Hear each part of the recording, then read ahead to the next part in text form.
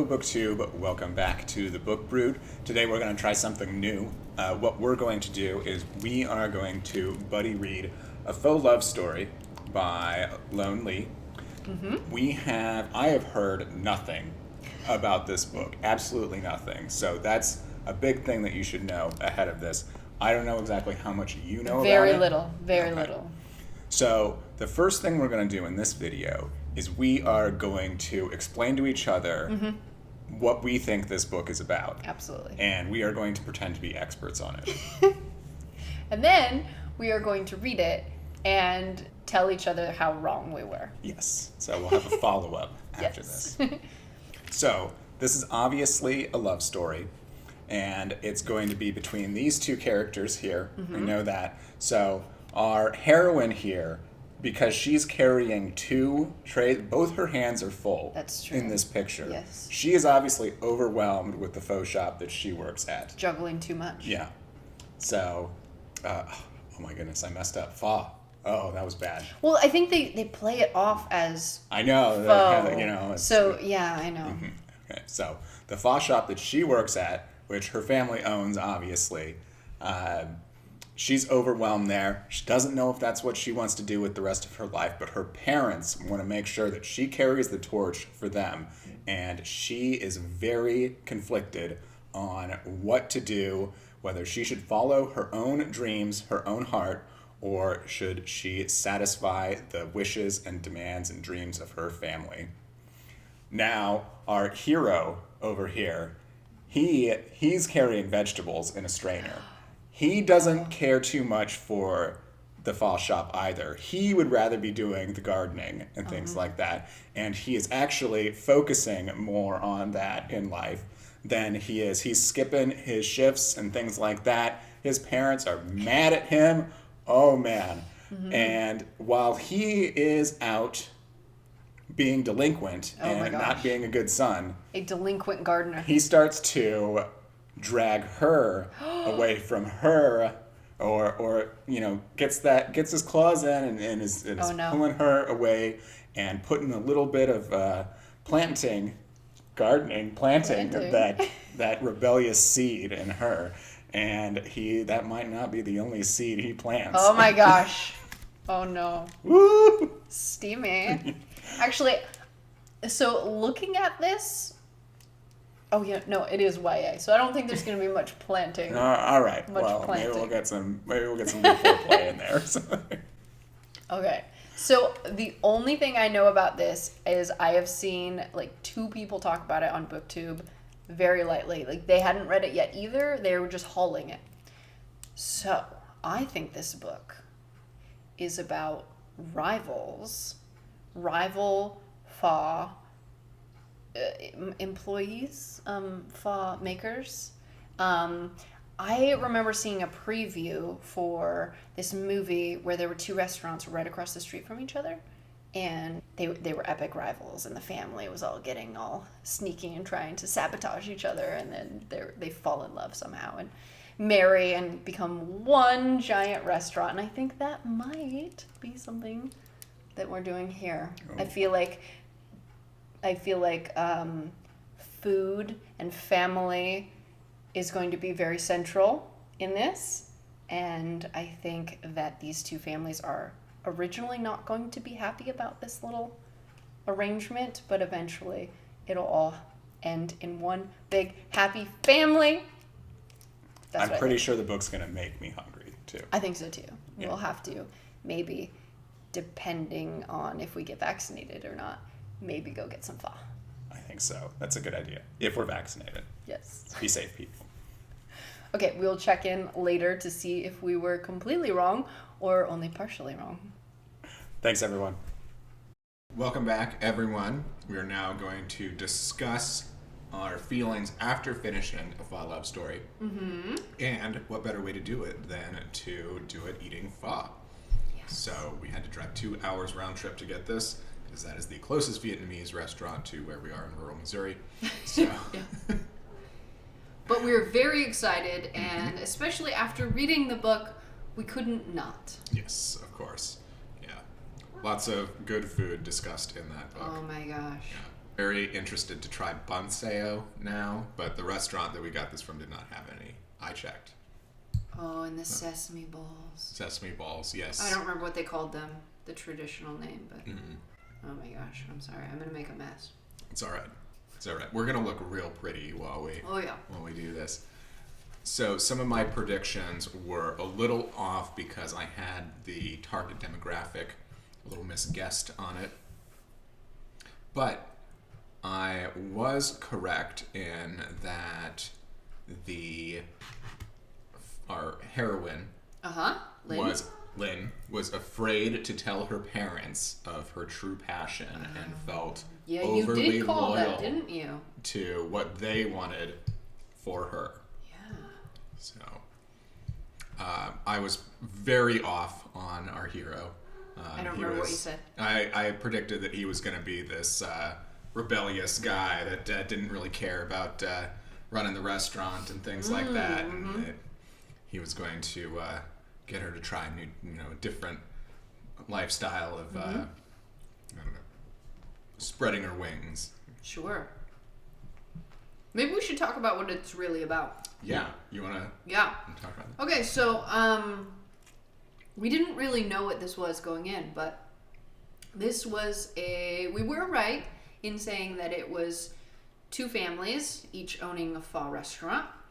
They're right across the street from each other, and they are rivals.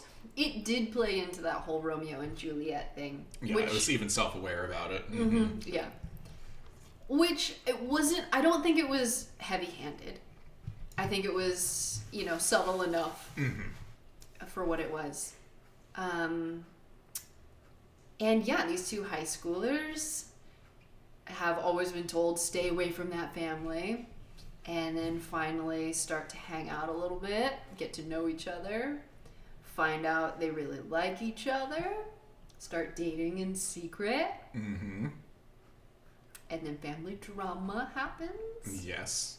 And they have to work together as a team to help resolve that family drama. Yeah. But of course, there's some conflict along that path as well, or during that path.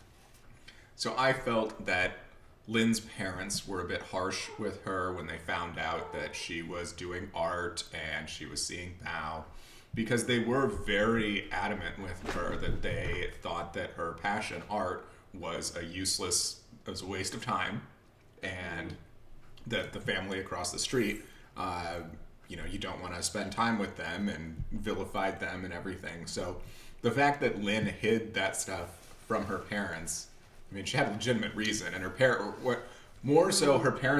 didn't have legitimate reasons to be so upset with her that she hid it from them. It's like, yes, your kid hid stuff from you, but you really didn't give her an opportunity or a reason to trust you. Yeah. Yeah. See, I felt it was believable, honestly, because if you have so both Bao and Lin are first generation Americans, and so their parents came from a very different culture, very different country. Not only that, but there was significant turmoil and stress in leaving and being forced to leave your country. And so I think it's probably pretty common in families like that to have intense expectations put on you. And you really don't have much freedom until you are out on your own. And even then, sometimes, yeah. I mean, if you want to keep your family happy, you usually have to go along with it. And they usually choose your path. Yeah. I mean, I'm broad stroking it, but it felt believable to me. And that's a good point, because both of them talked about how, they're in high school, they're old enough to drive, they're thinking about college and things like that.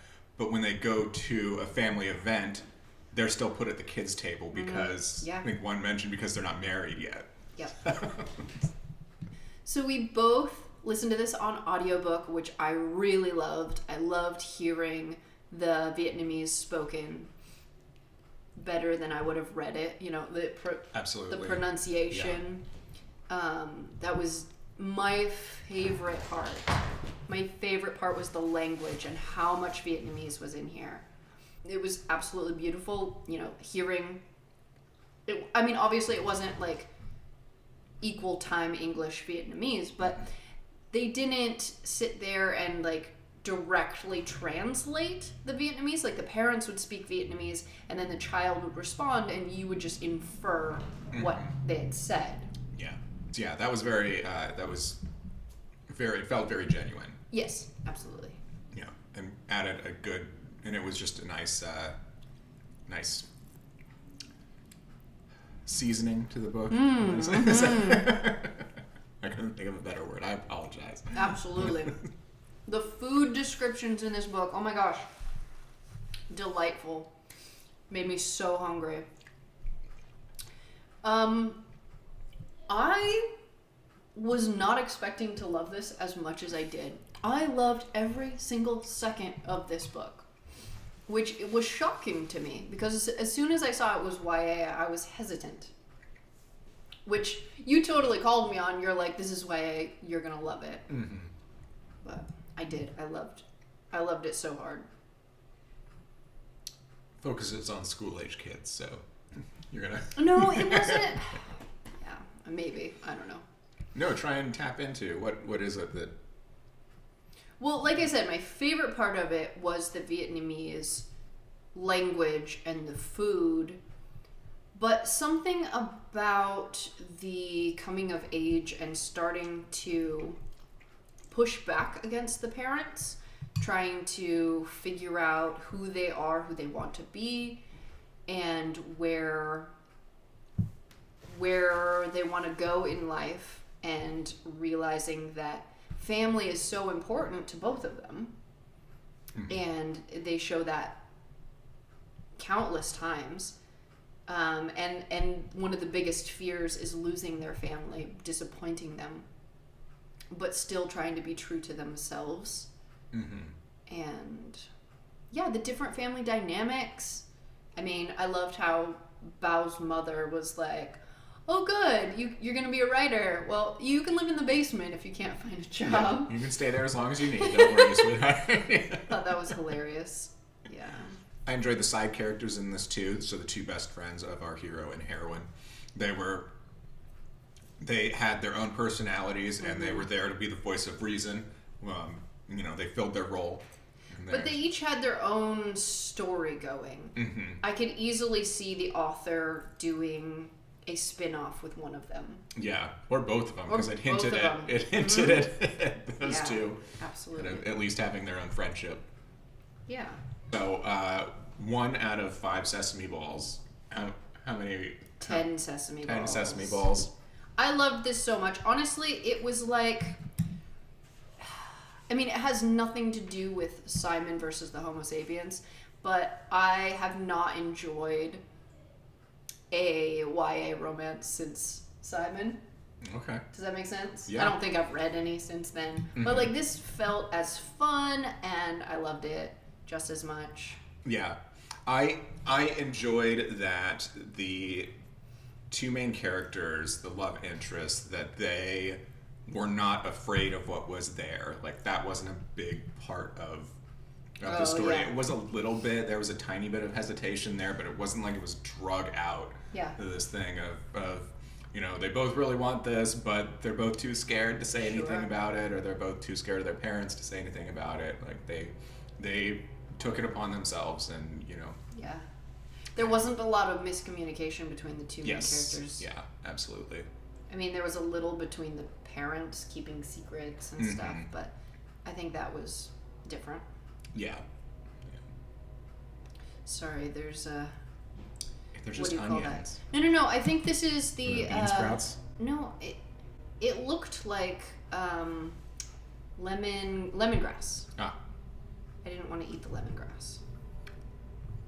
If you eat it with the noodles, you just don't even notice it. Oh well, perhaps. This book made me wish that Vietnamese food was closer to us. Probably should just learn to cook Vietnamese food. But we don't have a really good Asian market nearby. We have a Walmart. Yeah. That's probably not going to work very well. How many sesame balls would you give this? I would give it an 8 sesame balls out of 10. Awesome. So it there were, some things like I explained with Lynn's parents that kind of annoyed me. The use of some of the adverbs in it kind of threw me out, but that's just having to do with my own practice in becoming a better writer and stuff. Jerkily, and those kind of ones that are thrown in that you're advised to try and avoid those, and I know you can't always avoid them, but anyway, not a big deal. It didn't take away from the story at all. So yeah, and for a YA, it was fine. There was nothing. This cringy cat is about trying it. to eat my food. Stop it, cat. Stop it. I really liked the family restaurant vibe, the whole expectation that the children will come home from school and help out. Like, it's not an option. You have a job after school. You have to help your family. I thought that was nice to see. And I think also it helped that the two main characters were in the same sort of boat, right? Like they both were living very similar lives, and just had similar expectations for what they can do with their time and stuff like that. Yeah. All right. So I guess that is our feelings and our preconceived notions of A Pho Love Story, and then our final thoughts on actually what it was. Please let us know if you have any suggestions for other books that we can do this with. Yes. I would absolutely love to read another food-heavy book together. Oh, yeah. I'm going to Google up, because there's a book that I can't remember the title of, but we might have to try and find that one next. But this was a lot of fun, and I'd love to do this again. Yeah, so let us know if you liked this type of video and if you'd like to see more of it. Yep. Bye, guys.